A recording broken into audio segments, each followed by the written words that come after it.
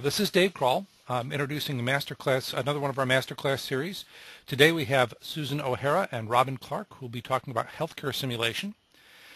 Susan O'Hara bases her innovative consulting services for architects and hospital owners on more than 32 years of experience in the nursing profession.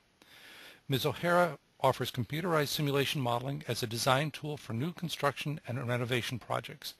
In addition to a variety of models for healthcare institutions around the country, her team developed the simulation models for the National Nurses Time and Motion Study. Robin Clark is the co-founder and partner of Quantitative Modeling and Training Group, which offers simulation courses as well as coaching services. At QMT, he is a simulation instructor, model builder, and block-level developer. As part of his consulting practice, he has designed custom components and built numerous simulation models for clients in the areas of healthcare, pharmaceutical manufacturing, automotive manufacturing, consumer goods, and supply chains. Although he has spent considerable time modeling processes, his primary passion is teaching and mentoring students. In the last 10 years, he has trained over 1,000 beginner and advanced simulation students to use the ExtendSim simulation software. So with that, I will turn it over to you folks. And again, if you have questions, just type them into the question box and we'll do our best to answer them. Thank you very much. Hi, everyone. We're going to focus on perioperative and operative environments for this particular simulation case study. And the project started as a whole hospital master plan with 4 independent ExtendSim discrete event models: radiology, emergency department, inpatient, and surgical services. As part of this project, we had a second add-on project to look at building a new patient tower, and it's this addition to the project that has caused us to really look at the surgical services in more detail. And there are 2 sets of goals and challenges that we're going to talk about: the clinical architectural goals and challenges, and then the simulation modeling goals and challenges. And this is a project that is planning on developing a new inpatient tower, 5 floors, 158,000 gross square feet, to meet the competitive market shares I'm sure all of you have seen in your own environments. And one of the particular goals in the surgical suite or the surgical department is to grow the surgical programs, but they're not really sure which programs to grow, how they want them to be the volume to increase, what do we do with all the different phases of the surgery. And so we began by looking at that particular model in depth. And some of the challenges are, as you know, we have to keep surgery functional, and that's a challenge in most clinical environments. And we want to determine the best space, the best available space for this, and comply with local regulations, but also look at the patient care operational model to comply with the healthcare regulations. So we've got 3 domains here that we're going to be talking about: the healthcare clinical domain, operational, the architectural, and then how we put this all together with simulation. Some of the goals and challenges for the simulation modeling, or the modelers, are questions that we have been asked to solve for. And we particularly were asked to solve for segregating prep and recovery beds in what many of you may call your ambulatory suite or your phase 2 recovery area. Should we have beds that are just dedicated for prep or pre-op, and beds just dedicated for recovery or post-op, depending on what terms you use?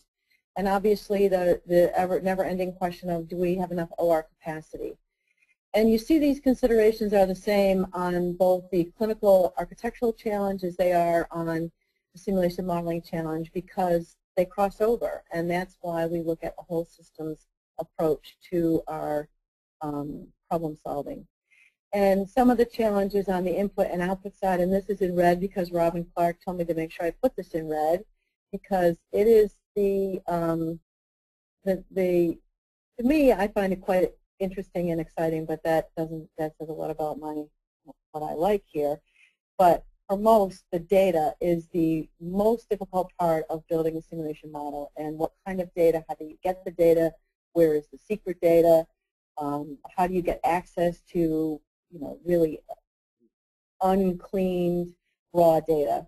And then another part, which I've also sort of consider this as a very important piece, is converting the client's requests to what-if scenarios.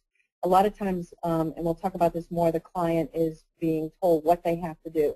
And so the architects may not know that we can test this and help the client understand what the ramifications are if we have segregated beds or if we change our entire flow. And then the last one is something that, as a nurse and in working with clients, it's always a challenge, is explaining the utilization parameters. Is it a 24-hour report? Is it hours of operation? What is the utilization? What is the capacity at peak times? And in surgical services, this is really critical because, as many of you who are on this WebEx probably know, we work with block scheduling. And in that realm, every Monday is not the same for the surgeon. It may be every other Monday or every afternoon or every morning. So the hours of operation are constantly changing. And finding a way to look at utilization in an hourly fashion helps in the whole picture. So as I mentioned, we use a whole systems approach. And what I want to run by you first is how we integrate the clinical or nursing piece, the architecture piece, and the modeling piece, and where this is in a very linear way.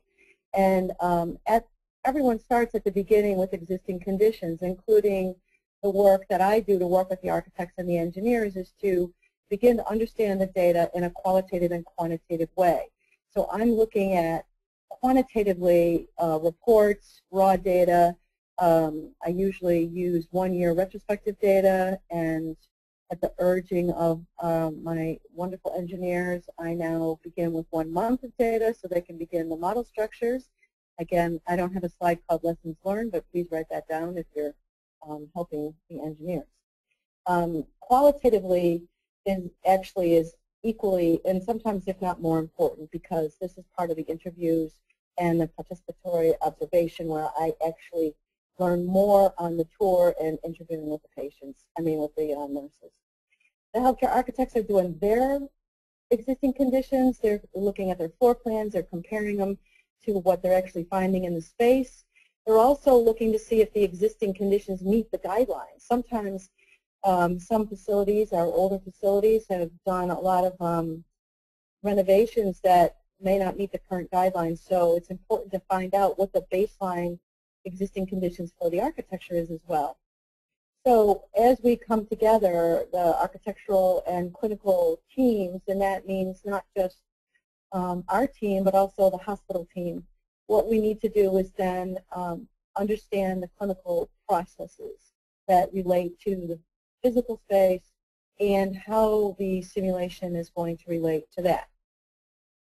In this particular drawing or graphic, what we show is over here on the right is how we would end our project if we were building a discrete event. If the problem to be solved required a different kind of modeling, we would then build this in layers and maybe do agent-based or system dynamics kind of work. Everyone is on this WebEx because they know the value of simulation, but I put this slide in because I wanted you to get a sense of what the value is to the eyes of the architects. And as you see, one of the important things that they have stressed to me is what are the requirements versus what are the desires. And I'm sure if you've worked with healthcare clients, sometimes they have the sky is the baseline versus the limit.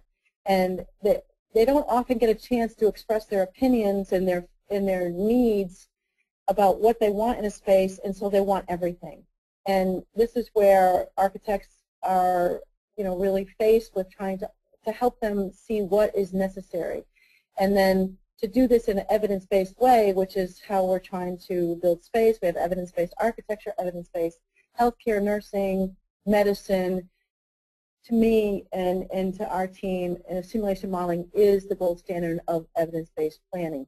And this chart is in this way, and this you could see programming, preliminary schematic design, design development. These are all the architectural phases, including up to occupancy and post-occupancy. A simulation model can be built at any one of these phases, and the farther out you go, the more the construction costs may rise if we have to make changes. If the simulation model team offers options that say your waiting room isn't large enough, your prep and recovery is never going to meet the demands of these, 40 ORs that you've just added. So then you have to go back and start in this sort of a circular way and look at operations. This is another important chart in terms of systems look, and again, this is where the qualitative and quantitative information stems from, the voice of the customer and the mission statement of the facility, looking internally at all the different departments, and these departments want and need to be at the table when you build your simulation model. Right from the early interviews and looking at just not the clinical program, for example, the surgical suite, but how does that relate to the department and what department is under? Is a hospital part of the whole, is it the whole facility, or is this hospital now giving you requirements from the system level or the network level? And our case study actually will relate to that. What are we looking at in terms of the community? We do our community needs assessment. Is this a community that's growing in age, or is it lowering in age? In other words, are there new young families? Is it pediatric population? Are we looking at pediatric surgery? And if so, what are the throughput issues related to that? And then every state has their own guidelines. There are overarching legal and public regulatory guidelines in the states. We have Joint Commission. There are many people that are now abandoning Joint Commission. However, CMS, or Center for Medicaid and Medicare, is still holding on to having some kind of guideline for reimbursement. All of this is here just as a reminder of, if you start your simulation modeling process right here in the clinical program, think about as it relates to the rest of the facility and the rest of the systems compass. That's why we called it that. Okay, because we're going to use a study of surgical suites, I just want to give you a quick run of some of our guidelines in the states, the AORN and ASPAN classification systems, and you say to yourself, well, why does this matter, or does it matter? And yes, it does, because it relates to both architecture and clinical operations. Both of these components are part of our simulation modeling process here. You may be involved in a healthcare simulation model that's purely operational or strategic or staffing, but the work that we do is to help the architects guide their master planning and their renovation or new construction projects. So this appears to be, at first look, this is just clinical, right? Because we have pre-anesthesia phases. Why does this matter? We have a pre-admission into surgery procedures. This matters because you have to look at your registration. So you go back to the beginning of your clinical flow and figure out where are they registering and what is the competition for that resource. Are we really just registering surgery? Is it one dedicated person? What is the queue for that? If there's a queue at registration, then there's a queue the rest of the day. And I read a quote once, and this may actually have gone up, that for every minute a case is delayed in the OR, that's $60 to $160 a minute of cost in delay. And it could be up as high as $600. So post-anesthesia phases are 1, 2, and 3. Now, the levels of care also dictate the location of care, and it dictates the throughput, length of stay, occupancy, and these classes are nurse-to-patient ratios. This is important if you're building staffing component, a resource component into the model, but also it's important if the architects are trying to decide what kind of space they need. At the phase 3 level of care, you may need just the recliner beds. You don't need a full gurney or stretcher or whatever you want to call it. Also, level 1 care may occur in different places, but it's important to know this and ask these questions. And a lot of what I'm telling you, you may already know, and you may, put that in your evaluation. A lot of it, may be something new, and it may apply to your countries or not. And I'd be happy to follow up after if you have questions about this. Okay, we start with this. I call this a clinical format because I urge all of the people that I work with to do this on paper with pencil, forget Visio, forget any of the programs, and then we draw this. I also use the same mechanism for every format, for every department, because I like to see how they relate to the other departments. So I have these 5 phases, and I have them throughout every single clinical map. The arrival types in surgical services, it's very interesting because you don't call a space by its process. So pre-op process doesn't necessarily occur in the pre-op area or physical space. So we try to keep process and then highlight where these processes occur.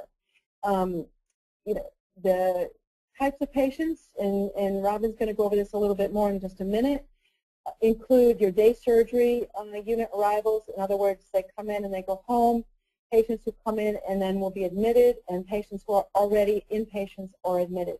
But then we have this other sort of outlier group, non-OR arrivals. These are people who might have procedures in a surgical suite that may be adjusting a shunt or changing a line that aren't considered surgical cases, but they are being processed in there.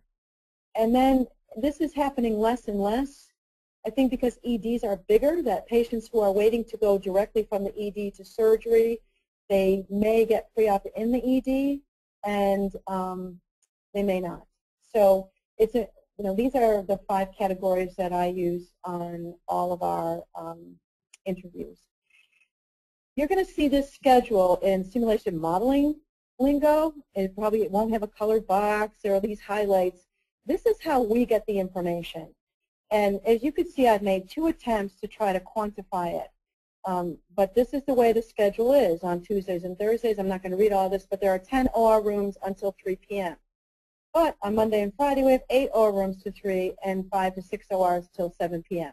So it's important when you do a surgical model to really get the hours of operation. And I mentioned that earlier. 24-hour utilization versus hours of operation. As you can see, these ORs are not open all the time. And we like to understand why and would we build new surgical suites if we have these big gaps in coverage. Part 2 of this message here is, why is the schedule the way it is? And in this particular facility, it's based on anesthesia coverage. So when you present solutions, not the final answer, but solutions, and say, if you want to grow your surgical program, these are one of the variables you have to consider changing, which is the anesthesia coverage, or change the hours of operation of the OR, or if these are static and cannot be changed, then by all means, the architects would welcome building new ORs. But from an evidence-based perspective, this is what we start with. Now, this is the floor plan, and on the right, I know this is very small. It's really not for you out there who are in the architectural field or in construction management to read, but the reason this is here is this is the surgical suite here, which I'm highlighting on the right. It's in bold. No matter what model we do, we look at it in context to the rest of the floor. And part of that is we need to know the distances traveled from recovery to the units. And if there's a backup, where does it go? If the ED has a backup, can they use PACU, which is closed in the off hours? So every project that we do, we obviously, and I'm sure all of you do, is relate to the rest of the house, as they would say.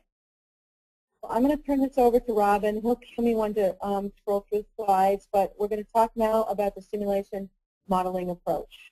Robin? Yes. So let's start talking about the model data. So in this model, we model the arrivals having random arrival patterns, but looking at them by hour of the day. We considered the inpatient arrival flow, the outpatient, same-day admit, and endoscopy. And so here is a chart that shows the arrival pattern for the outpatients, for example. You'll notice the chart's laid out starting with Sunday, ending on Saturday. And for the outpatients, there's not much happening there on a Sunday or a Saturday, as you can see. The bulk of them is Monday through Friday from probably about 6 a.m. to about 4 or 5 p.m. And you can see how the arrivals, even on a Monday, different from the arrivals on a Tuesday. And if you noticed on earlier when Susan was presenting the OR schedule, you would have seen that on Monday they only have 8 ORs open, and on Tuesday they have up to 10. So the arrival pattern here kind of matches that, the same OR schedule that you see that you saw earlier. And then if we look at the another one called here's for the inpatients, you'll see it has a different flavor. It has a different arrival pattern. You'll see that there are arrivals on Sunday. Some. Now the scale is a little bit different here, but they do definitely have arrivals on Sunday as well as Saturday. And so each one of these different patient types has a different arrival pattern. And so when we're studying our with their experiments, and we want to see what effect it would have in our system if we increased volume. Well, it might be we want to increase volume for everyone, but also we might want to see what would happen if we just increase the volume of the outpatient services or endoscopy. And just as a note, because this facility is looking at building a 5-story tower of inpatients, it's important to understand the probability of surgical cases that are inpatients. They have often a different length of stay, a different surgical time, different imaging diagnosis and surgical diagnoses. So by segregating these by patient types, it helps in an architectural project, depending on what kinds of patients you're building this tower for. We also looked at capacity. That included the capacity of the OR, and as we mentioned earlier, that capacity was based on a schedule by hour. We looked at the capacity for the endo OR, prep and recovery, as well as PACU. And the important note here is, I don't know if you recall from the clinical flow map, is that endoscopy OR is separate from the main ORs. However, the prep and recovery is combined, so we have to make sure that we allow for that until the flow through the prep and recovery areas is at overcapacity. And then, as all the surgical nurses would say, is we want our own prep and recovery. So, but evidence is the way to justify that request. And PACU, in our language, is post-anesthesia care unit. This is the area where you're going to be seeing your inpatient recovery most often, and sometimes inpatient prep. And you're also going to be seeing your same-day admit recovery. We'll start here in their phase 1 recovery and then move forward. So in the simulation model, we took the OR schedule that the client had and converted it into a schedule that the simulation tool could work with to show that at certain times or at certain hours during the week, we would modify the capacity of the OR. Starting out on the weekends, we'd have 1 OR open. Mondays, as you could see, at 7 a.m., we open it up to 7. And then the afternoons, they would start closing some of the OR rooms off. It bumped down to 7, then 4, then 2, and then 1 overnight. The next day, again, it bumped up to 10, having a capacity of 10 from 7 a.m. to 3 p.m. And then after 3 p.m., they started closing some of the rooms off. So we had to implement the OR schedule into the model to illustrate to them how that how we're not just looking at the total OR rooms on a 24-hour clock, but how they actually change throughout the workday. We also looked at service times. This included service times for the prep, service times for the OR, and it was separated out from setup, surgery to cleanup. We also looked at the service times for recovery as well as discharge. Some of the model outputs that we have, one of them would be one of the most critical ones is the length of stay by patient type. So we was able to show, based on those patient types that we have, day surgery, same-day admit, inpatient, and endoscopy, what the model predicts the length of stay should be. So we took this, the output of the baseline model validated it with the current system, so when we go forward and predict how the length of stay would change based on an increase in arrivals for a certain patient type or for all patient types, as well as how it would change when we change the capacity of the OR schedule. Then we would be comparing the length of stay as one of the critical output parameters. And another important point of this for architecture values is same-day admit and inpatient are ultimately both going to occupy inpatient units. So you can get some proxy information here by just looking at volume and length of stay of both of this patient type because they both go to the floor. The day surgery is another way of, when we get our databases, there are massive databases looking at the surgical type. So we can then grow these surgical programs, help them grow, or provide information to help them grow by looking at the surgical type and length of stay. So we would have this broken down by ortho, neuro, all of the diagnosis departments. Then we would look at throughput, as another way to validate the model. We looked at throughput for the different patient types with inpatient, outpatient, same-day admit, and looking at the annual volume of the patient. So the model was running for an entire year, and so we was comparing the annual volumes. And lastly, and most importantly, a lot of our analysis focused on the occupancy reports, looking at for the major areas, for the major beds, which was a resource for the model, looking at how much it was occupied throughout the day or throughout the week.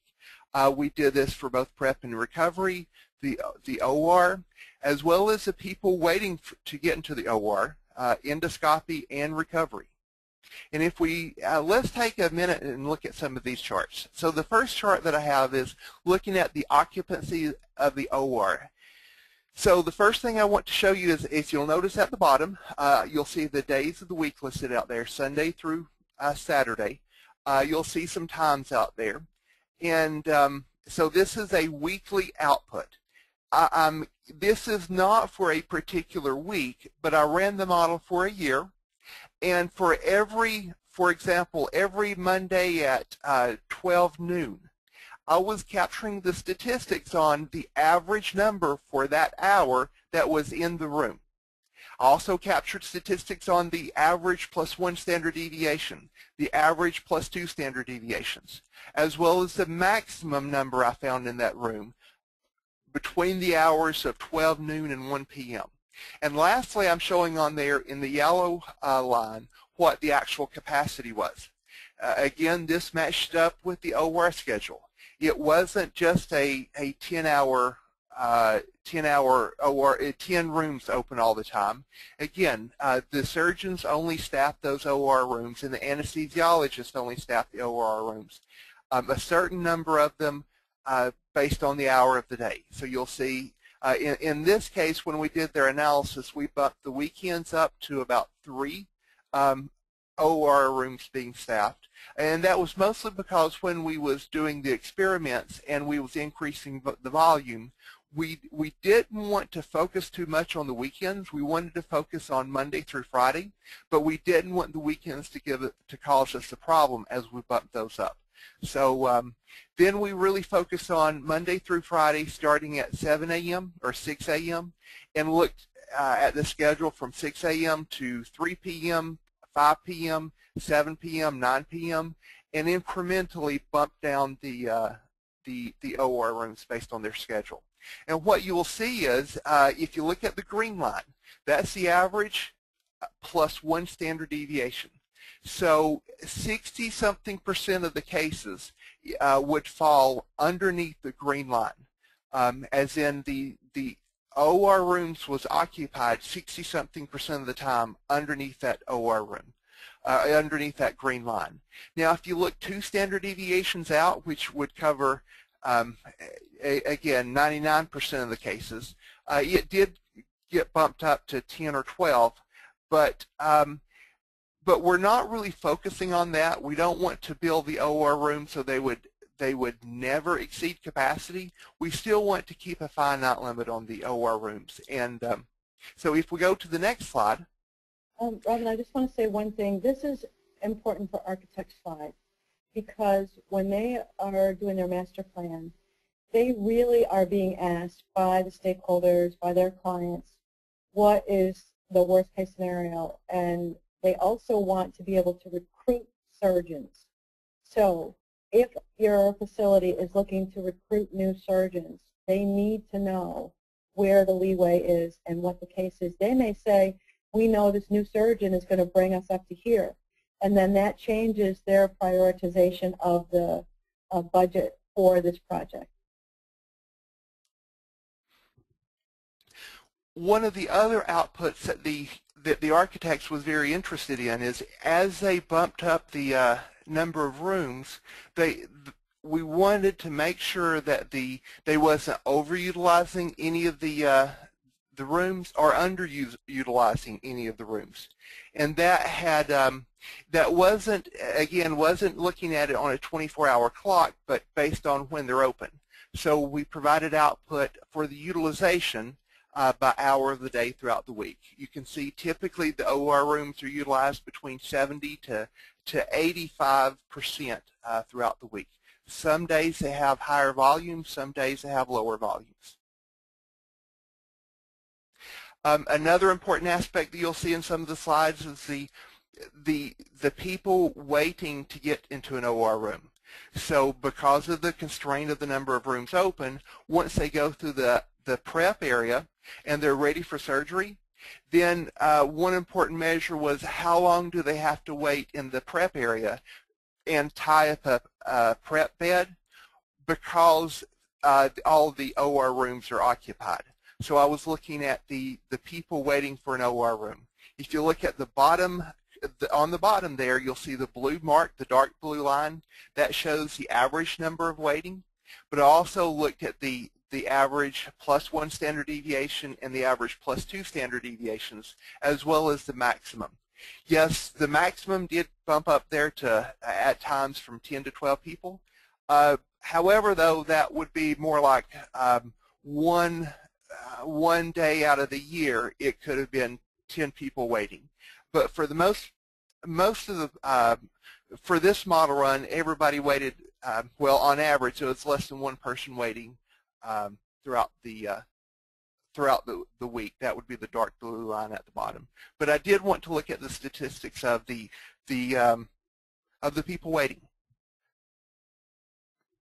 So one of the main questions that they had was, if we increase volume, how does that affect our capacity? So we did a series of studies on increasing the volume and then seeing how that related to the capacity of the OR rooms. So here is a chart which is the same as the other one. This was the baseline volume where we have 10 OR rooms. I left it level at 10 from 7 a.m. to 7 p.m. Then I bumped it down to 7. Then I bumped it down to 3 throughout the, and that would be after hours and over the weekends. And that's what the overall volume looked like at the baseline. You can see that the mean +2 standard deviations does go over the capacity, but for the most part, the mean +1 standard deviation is well underneath the capacity right now. Then we bumped up the volume 30%. This is across all patient types except endoscopy. And so what we saw was with that number, with that volume, they can get by with having 13 operating rooms open. And so if you notice the green line, the mean +1 standard deviation, is about where it is with the current state right now. The 2 standard deviations out, yes, it does exceed it, but anywhere, this is very similar, and it gave the similar length of stay values to the baseline system. And another interesting aspect of it is right now they actually have a total of 14 operating rooms there, but they only staff up to 10. So what they was looking at is as they was increasing volume, will they have to do build another building? Will they have to increase capacity? And so as long as they could stay under the 14 room mark, then they would be okay. And this shows that about 13 should be fine. We also looked at the OR utilization, and again they hovered around between 75-ish to 85 to 90% with just 85% with just 13 OR rooms open. And one other note on the previous slide. One other slide. On this slide, one of the things for discussion, as Susan mentioned before, is this system could handle that increased volume with 10 OR rooms if they was using the OR room 24 hours a day. But that's not really possible. So that's where the scheduling of the OR rooms becomes important, to be able to schedule when they should be open and closed. So that has a dramatic effect on the model, since they can't literally use them 24 hours a day. Susan, do you have any comments on that? No, I think this is where the simulation engineering team gives the evidence for the client, the hospital, to move forward, whether it's to look for donors to add staff because they don't have the real estate or the time. There's a project that we're going to be starting, and we had our first data meeting, and they said, well, we need to build it yesterday because a competitor down the street has already got their new ED started. So this is how the hospital then can make a decision. Well, we know that the competitor is in town, and if we get our anesthesia, we hire an on-call anesthesia, we increase our nursing staff. We look at the profit and loss on the facility itself. This is the kind of evidence that a facility can use and make decisions based on it. I think this is, I love this stuff. So anyway, I digress with my excitement here. Okay, Robin. Okay, and finally we verified that the people waiting to get into the OR had a similar shape as we saw earlier. Again, the average was less than about a half a patient throughout the year on any given day. But again, there was bad days, as all system has, where it would bump up to about maybe 9 or 10.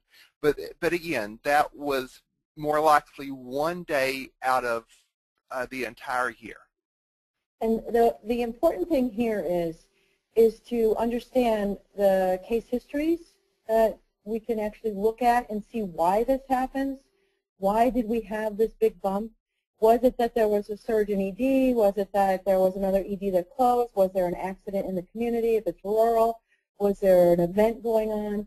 Because this does more than just tell us how many people are waiting. It tells us what the healthcare community, if you remember on that compass, is actually doing. And if you live in a rural area and you have, like a speedway, for example, one emergency department I worked in was next to a speedway, and we needed to know what day the races were. And so this affected the wait into the OR, which then affects the staffing. And again, I'm probably telling you all something you know, but if you're new to this healthcare modeling, there are at least 10 stories in this evidence here. Another question that they had was, could they or should they segregate the prep and recovery beds? When let me just explain that real quickly, Robin. This is a hospital that's part of a system. All the other hospitals in a system have different surgical volume and different rules, different staffing competencies. And again, another important point is not just that we're looking at space, but are all the nurses trained to do pre-op and post-op? Or are they all trained, to just do prep? So they are being told that the trend, and again, this is a point that I try to make as well, that the trend is that The patients who are in prep, those beds are dedicated or segregated. I use dedicated, but segregated works for just prep and just recovery processes.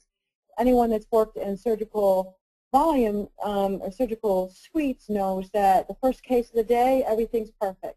The second case of the day, we're now waiting for people to go into the OR, so we have prep and recovery at that moment, that juncture. So can we allow for that process to occur? And this just brings me to a quick segue, is that whatever the trend is, it's important to also make sure that it meets the guidelines of the individual facility and their ability to perform. Okay, that's my little soapbox. Go on, Robin. Thank you.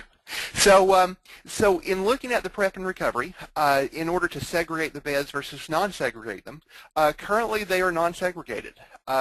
When we did the study, the prep and recovery, the capacity that they had was adequate, even with an increase in volume. But it turned out that the PACU was not quite adequate with the increase in volume if they segregated it. So with the baseline, the 14 PACU beds worked out perfectly fine. But here's what we found with the volume increase with the PACU beds, if they're non-segregated, is if we combine the pre-op and the post-op, is that the 14 beds was perfectly fine.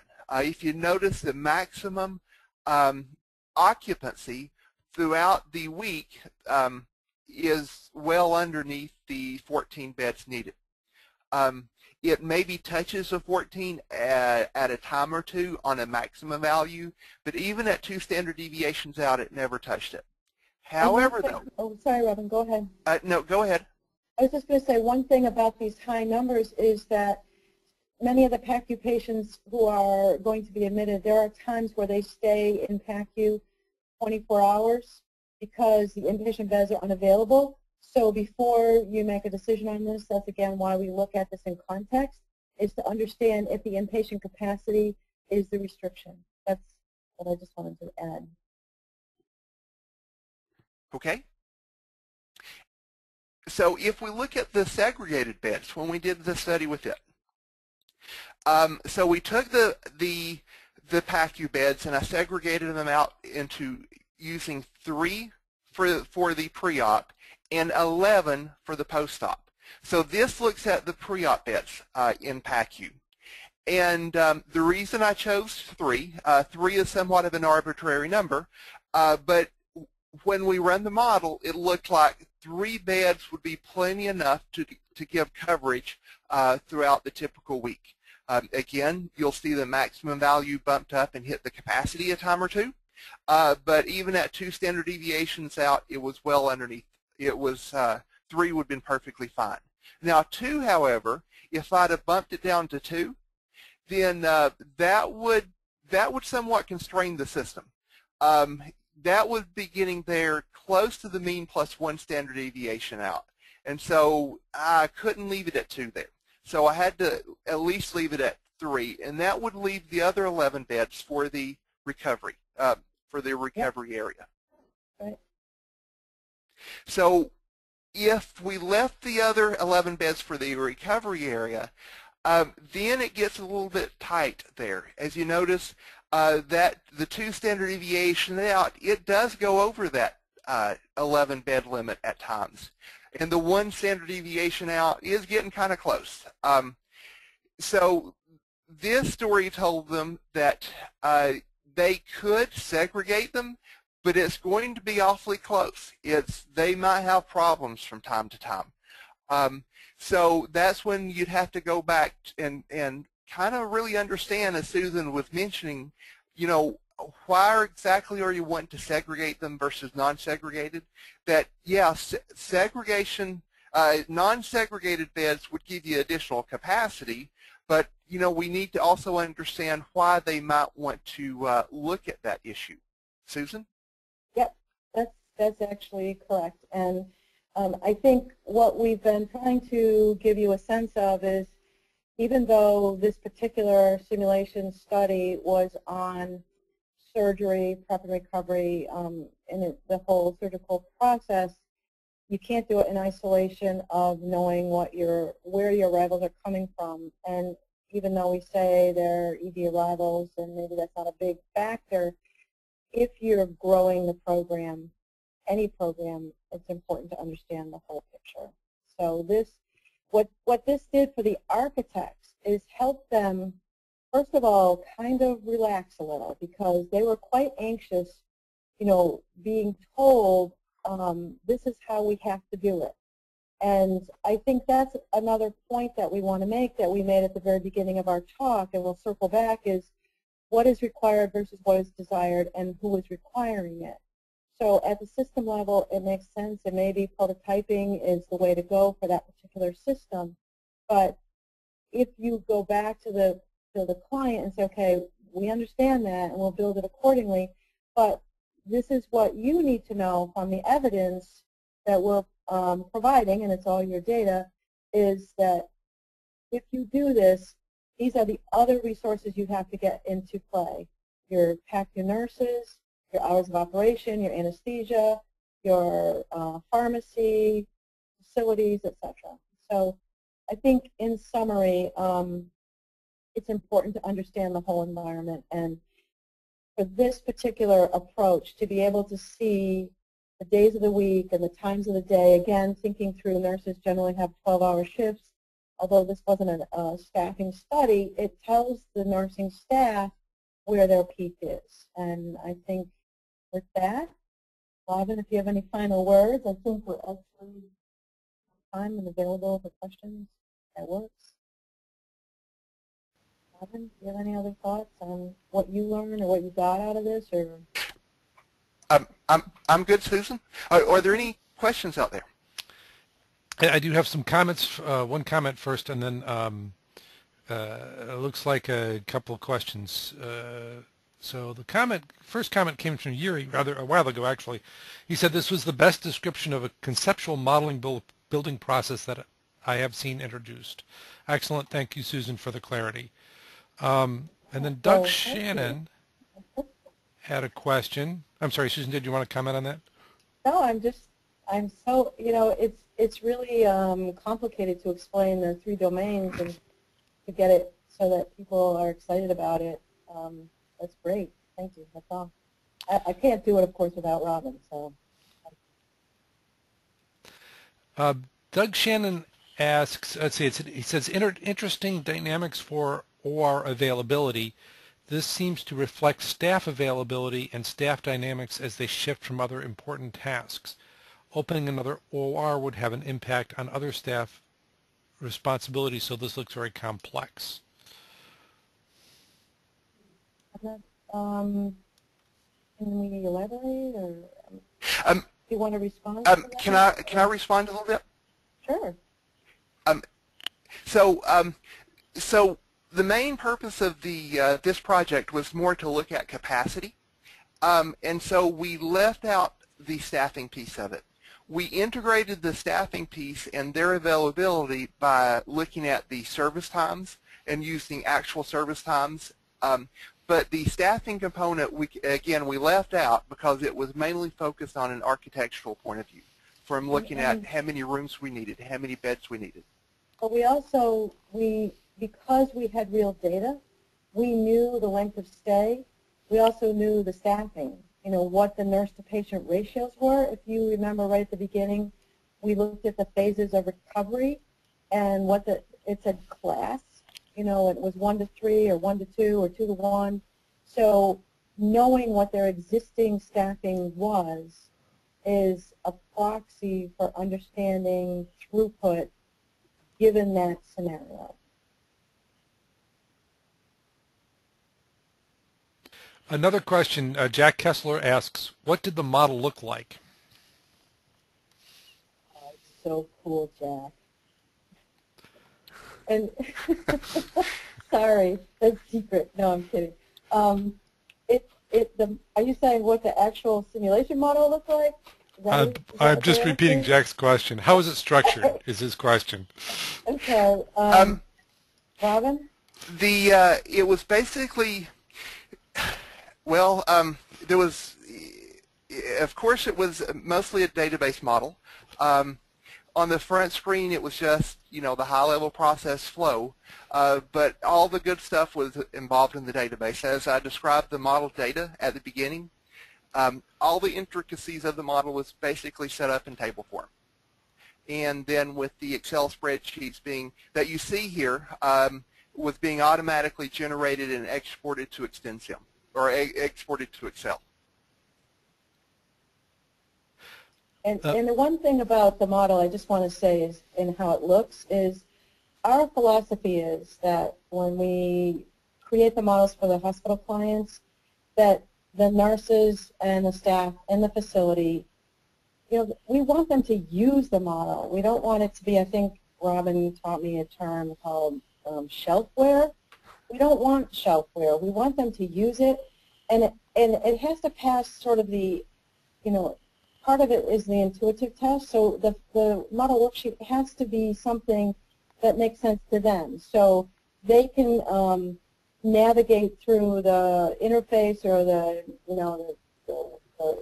panel easily enough and make changes easily enough for their stakeholders, for their bosses, so that they can generate reports. So that's the philosophy of our modeling approach. And also, so the architects, for my dear architects out there, we love the visual. If it was just all text, I'm not sure that it would go over all that big, because that's not how that world works. So we need it to look like something that both domains are comfortable with. That's the end on my topic. Okay. Amir Kelbasi asks, how was the arrivals different when the capacity was increased by 30%? So the way we modeled the arrivals was looking at the average patients per hour, and using an exponential distribution, converted that to the time between patients. And so when I bumped the arrivals up by 30%, I had the same arrival pattern. But for example, if I had an arrival rate of 10 per hour, I would bump that up to an average arrival rate of 13 per hour. So it was a multiplication factor. And it wasn't across, I didn't apply that across all of the patient types, but it was by patient type. Because each of those patient types had their own arrival pattern. So as in they had their own flow into the model. So so the day surgery would end up with having 30% more patients. The same day admit would end up having 30% more patients. The inpatient would end up having 30% more patients. With the study that I showed, endoscopy, we did not bump the volume up on endoscopy. We left its volume the same because the endos did not actually use the OR suite. They used the prep and recovery areas, but not the OR suites. So so I left them out of the 30% volume increase. Hollis Bond asks, please explain how the utilization can ever exceed capacity. Presumably queuing would result when capacity limit is hit. Good. Go up to the one more slide above that. Or actually, Earlier? yeah, earlier. There. So that's a good question. What you will notice, for example, on this, the maximum number is, for example, on Tuesday. If you look at the red line on Tuesday, that red line shows the maximum number of people that was in the OR room at that time of the day, the average number across the year. Now, again, this isn't just a snapshot of 1 week. This is the statistics of the average across the year for this 1 week period. You will notice that the red line, the maximum, is exceeding the capacity on the downhill slope. Did you guys notice that? You're like, how could that happen? Well, here's how it happens. In the model, we have a capacity of, say, 10 for the operating rooms, But at a certain point in the day, at say 7 p.m., we bumped the OR capacity from 10 down to 7. That when we do that, we didn't take the patient that was halfway done and tell him we'll come back and get him tomorrow. What we did was we had to finish the patient up and let him leave for that OR room to become empty.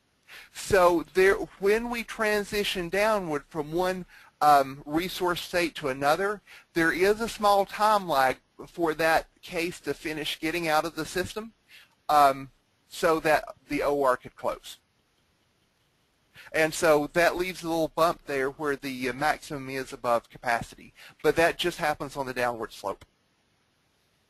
Does that make sense?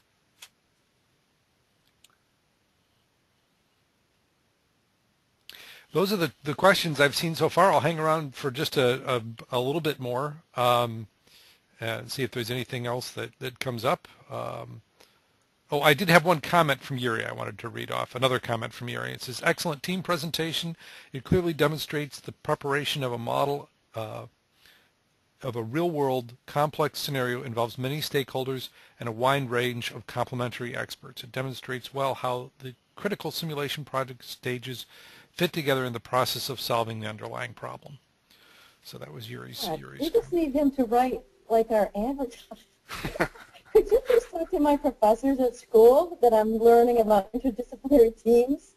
I think that's fantastic. Thank you so much. And you know, I never give a presentation without this final quote. And those of you who know me could just recite it by memory. But I use this because, to me, this is the quote from Florence Nightingale, the nurse, that actually looks at architecture, simulation, or operational efficiency, and clinical care by talking about utilizing the environment, by utilization, which is the operational piece, and by improving their patient care. So to me, having the luxury and the great privilege to work with simulation engineers to help the architectural world see things in an evidence-based way is fantastic. And I'm so grateful that you invited us to give this talk and for the people that have worked with me.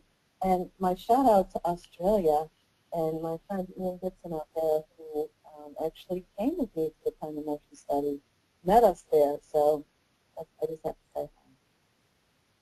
I've got a few more questions that popped up. In fact, they're coming in fast enough now I'm having trouble scrolling off the screen. So okay. Yeah, one more question. Was the exponential distribution a good fit? I presume that's for the arrival, it's your arrival time. Yes. So you would think that the schedules are scheduled, in which most of them are. I mean, not the ones from the ED, but for the inpatient and outpatient, inpatient and outpatient. However, even in this environment, even though you schedule patients, they don't show up on time. They're late, they're early, they're just not on time. So the exponential distribution was a good fit for it because in looking at those arrival rates, they did look very much like random arrival rates. Doug Shannon asks, how long to acquire the working data to build the model, and how long did you interact with the hospital customer after the model was ready for use? Robin, do you want to talk about the data? Yeah, I just have to say, don't ask about the data. Robin has promised to do anything as long as I do the data. Okay, the data acquisition, no matter how first of all, the first step is to tell them exactly the format that it must be in. And for me, I require it in Excel in a raw data form, uncleaned, so that I can look at where the patients are coming, where they're arriving, whether they're canceled. I look at the entire system. So the time they check in at registration, to the time they arrive in the prep area, when they're ready for surgery, when they go in the OR. I look at every timestamp that the surgical statisticians look at. And it's important that you ask that question because if you don't, you'll miss late cases, you'll miss the moments that the ORs weren't ready. What you have to be very careful with is clinically is understanding the jargon, and that's the biggest challenge. The second biggest challenge is getting the decoder ring that comes with the data, because oftentimes data is coded and the data definitions don't come with the code. So when I'm looking at arrival type, I'll see 1 through 5, but not get what 1 means. And secondly, if you get data that is system level captured, it's important to make sure that it's filtered by the hospital that you're working with, because often it's aggregated so that the data is perhaps 6 hospitals. And so you're starting to wonder, how did, wait, I looked at the data, how is it that all of a sudden 9,000 cases jumped up to 30,000? It's because it's been represented to you at the system level. So that's a really important part. That can take, the collection of it on the hospital's part is dependent on when Joint Commission is coming. It's dependent on when the staff are arriving. I did a radiology model, and I did it 5 times because I had 5 different department heads for that particular place. So each time I did it, the clinical flow map changed. So I would say that it takes, if you're just doing 1 month, so you could do your model structures, you should be able to get that in a week. However, you have to fill out, obviously, every form there is, and thank God we do, for HIPAA, etc. Once you get the 1 month and you figure out all the issues, you may resend it back to them. It could take another month. Sometimes it takes 3 months to get your basic data. And then I do all the cleanup and the aggregation, and then I look for the contextual data. So I then get the data from radiology, from lab, from all the other departments that service this, which we didn't really get to talk about. That's a very long question, and I don't mean to dissuade you in any way.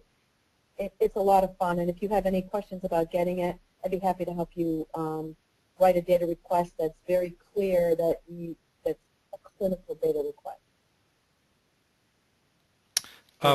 Another question from Amir Kalbasi is, was there any affinity between patients and the surgeons during the different stages? If no, is it easy to model this? Not sure what does affinity mean? Is that a term I think know? It might mean, I'm guessing that a surgeon may meet or interact with the patient at multiple steps in the process, and you want to make sure it's the same surgeon does the discussion before the surgery with the patient as the surgeon that's actually doing the surgery. From the clinical side, the answer is yes, because we looked at by case, by patient, and by diagnosis type or surgical type. We looked at the min and max, and we looked at all of the time. So that visit with the patient is part of a requirement that the surgeon has to see the patient pre-op or in the prep location and process, and sign, if it's a left leg or right leg, they have to sign it, they have to meet them. All of that's built in terms of length of stay. In terms of capacity, it doesn't change anything. But in terms of length of stay, that's built into the process. And Robin, do you have any other thoughts on that? On the modeling? No, I think you covered it. Okay. On the modeling, well, on the modeling aspect of it, right now it's built into the service times that's in there.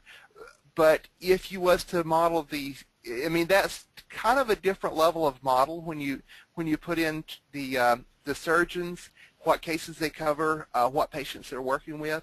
That's kind of a different level of model when you're getting to that level. So it would be more detailed. It's still doable, but it's just a bit more detailed than what we looked at here.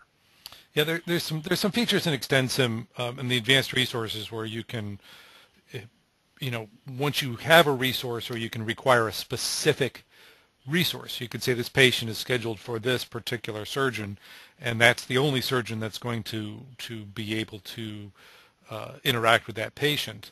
That's built into the advanced resources in ExtendSim. And that's like Robin said, though, that's quite a detailed model. If you're not worrying about staffing, and I'll make a comment here, in that generally you build a simulation model to answer a specific question. So if your question is not how the surgeons are being utilized, but how the OR rooms are being utilized, that may not be important to capture that level of detail, and it may just be extra data and extra information you have to enter that doesn't produce any value in terms of the results. Is that a fair statement there, Robin? Yes, and the only other comment is because we're not getting into that level of detail, it makes the model a bit quicker to build. Yeah. You know, you'd want to build the model specifically for the question. Otherwise, when you put too much detail in there, it takes too long to build. The other thing I just want to say is on particular surgeons, what may be of interest is the cancellation rate. If you're noticing a trend when you're reading the data that a certain surgeon has a higher cancellation rate than, say, collectively all the other surgeons, they actually, for cancellation rates and for late starts, there's sort of a penalty system in place of whether they get the choice ORs and times when you're doing block scheduling. That's something we didn't talk about at all, but it's something that if you were building that level of detail, there's a term in surgical schedule planning called block scheduling, and there are blocks of time, which is why this approach that Robin created for this project is important in case the client wants to take this model to the next level, is that we are able to then add the block scheduling piece after. I have a couple more comments, but I think I'm going to close the questions out because we are a bit over time, but I do want to mention these nice comments that people have said. Jack Kessler says this presentation demonstrates the value of having a simulationist work with a domain expert. And Ian Gibson says, great presentation, worth emphasizing the methods of application in other areas of ED. So with that, if you guys have any further comments on those or anything else, I think we'll end the webinar. Robin and Susan, do you have any other comments? Thank you so much.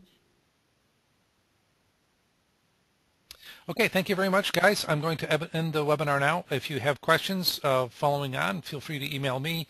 We will have this online. Yuri is glad he stayed awake until 4 a.m. in Australia. So thanks very much, guys. We're so glad you did too. Go to sleep now. Thank you very much, guys, and we will we'll see you. Hopefully, see you next month. Okay. Thanks, Dave.